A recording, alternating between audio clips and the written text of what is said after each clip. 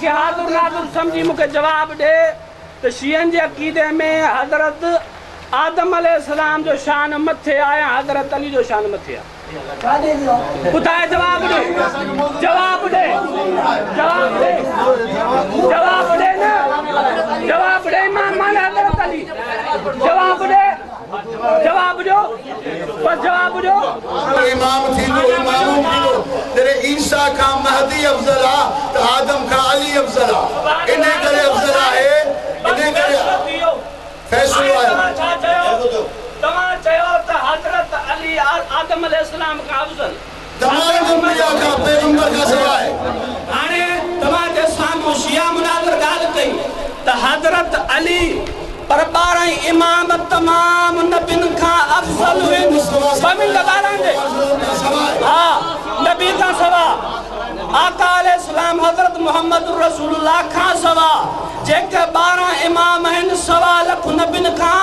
افضل آہن مجھو سوال آنے سبیں کن کھولے کرے دھیان سابدن اساں سبنی جو عقیدو آتا قادیانی کافرہ قادیانی چاہو تا آقا علیہ السلام کا بعد میں ہکڑو نبی آئیو تا ہر مسلمان چاہو یو کافرہ چو تا آقا علیہ السلام کا بعد میں ہے نبوت جو قائلہ تمہاں جے سامو شیعہ مناظر چوے تو تا آقا علیہ السلام کا بعد میں حضرت علیہ بعد میں حضرت حسنہ بعد میں حضرت حسینہ بعد میں بارہ امامین چاہے تو بارہ امامین جو شان نبی کا متھے آ قادیانی چوے تا نبی کھاں پو آقا علیہ السلام کھاں پو ہکڑو نبی آئیو تا کافر چاہوں تھا وری شیعہ مناظر تمہاں سامو چوے تو تا آقا علیہ السلام کھاں بعد میں ہکو نہ بارہ وہ نبین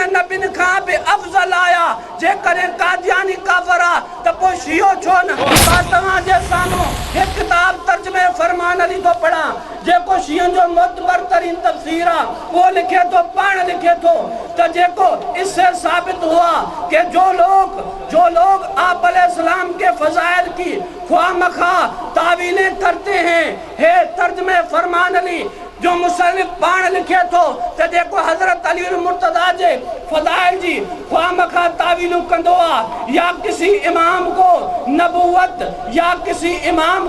نبوت یا خدائی کے درجے تک پہنچا دیتے ہیں چوے تو جے کو مانو امام جے شان جی تعویل کرے نبی تائیں پہنچائے یا خدائی تائیں پہنچائے وہ خارج از ایمان ہیں وہ ایمان خارج شیعہ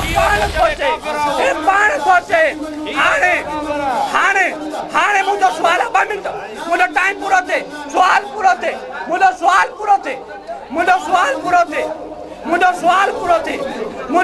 پورو تھے ماں چاہو قادیانی کافر ہیں تو بھی منے تو ماں بھی منا تو چھو کافر ہیں وہ نبی سائن جن کھاں بعد میں ہکڑے کے نبی تو منے جے جو نالو رکھو تھیں غلام احمد جو غلام سبنی جو تک کافر جو ہے نبی سائن جن کھاں بعد میں نبوت جو قائلہ شیعہ تو جے آقا علیہ السلام کھاں بعد میں ہکو نبارہ وہ احمد جا غلام نا اولنا محمد پہروں امام بھی محمد و اوسطنا محمد وچوں بھی محمد و آخرنا محمد آخری بھی محمد و کلنا محمد اساجا بارہ امام محمد ہن وری تمہاں ساما پان ان اقرار کیوں اساجا بارہ امام ہر نبی کا متے ہر رسول کا متے ہاں تمہاں فیصلو کیوں جے کو پانچے بارہ امامن کے نبی کا بعد میں منی وری چے بھی ہیں نبی کا متے چاہیو ختم نبوت جو انکاری نہ ہے وری گال پوئی تے وری نگال کئی وری گال ہے تمہاں مجھے تمہیں کتابہ جے میں لکھلا رسول پاک کے سوا تمام انبیاء ادو مسلمانوں آقا علیہ السلام کا سوا تمام انبیاء اور ملائکہ آستان عالیہ کے در کے ادنا غلام ہیں جے تو ہر رسول ہر نبی امام جے در جو غلام یہ ختم نبوت جو انکاری نہ ہے